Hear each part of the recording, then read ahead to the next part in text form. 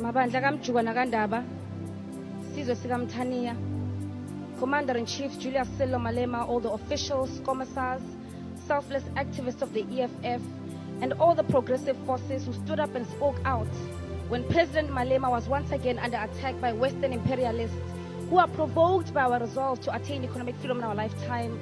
Revolutionary greetings. President Cyril Ramaphosa, we stand here today to respond to your State of the Nation address that didn't address the state of our nation. We respond to you on behalf of the women who have been waiting for parental justice in our maintenance courts for many years and received no justice because they didn't have enough in their pockets to bribe their way to justice. We respond to you on behalf of thousands and thousands of young men and women who recently completed their matric but are faced with the tormenting reality that their lives, like those before them, will amount to nothingness because their bachelor's degrees passes did not guarantee them a table in university. We respond on behalf of Khanyisile, who is a victim of bullying at Sutherland High School because she's a black girl in South Africa. She and many young black women are forced to learn that under your leadership, they are second-class citizens. Your presidency does nothing for us, Mr. President. It doesn't protect us, nor does it give us justice.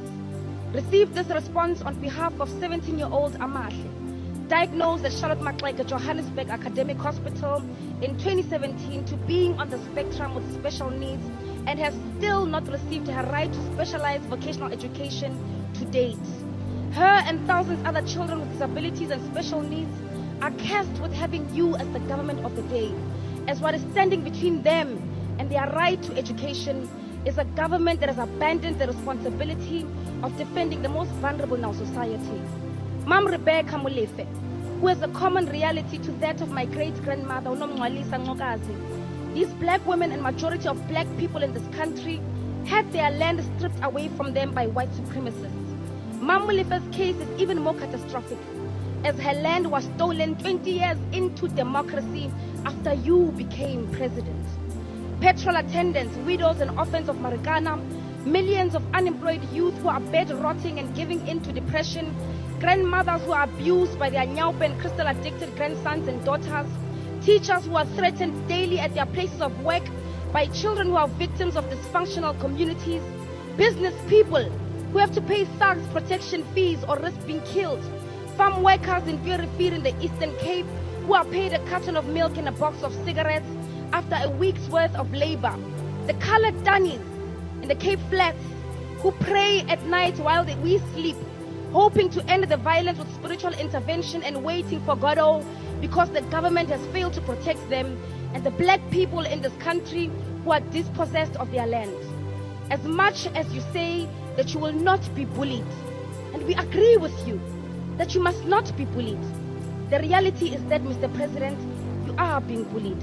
If you were not being bullied, you would have supported the amendment of Section 25 of our Constitution that was to see the justified expropriation of land without compensation, not the watered-down Expropriation Act that uses the language of revolution but yet far away from true justice. The state, including Parliament, the executive and the judiciary, carry the obligation to redress imbalances of the past through the enactment of laws that will achieve redress and equitably redistribute all resources.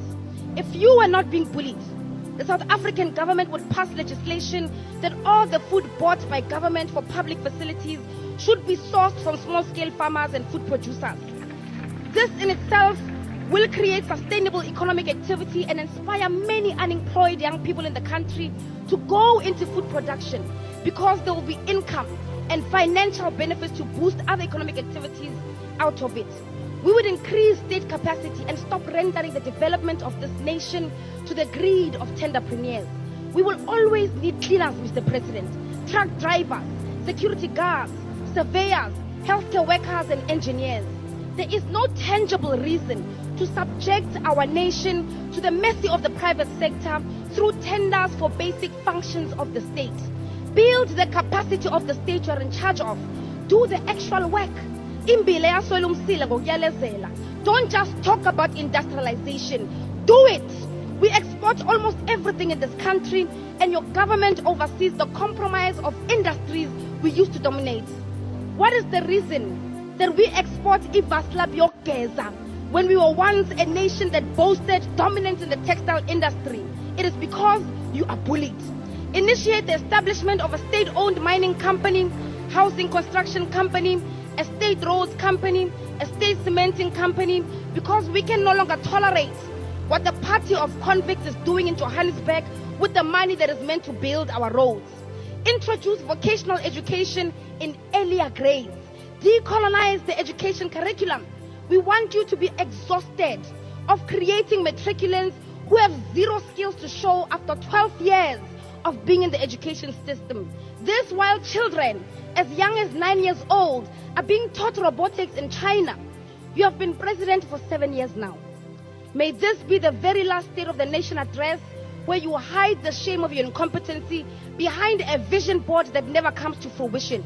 Economic freedom in our lifetime. Economic freedom in our lifetime. Economic freedom in our lifetime. Economic freedom in our lifetime. The Thank you very much, Honourable Member. The next member to the podium will be the Honourable Minister of Higher Education.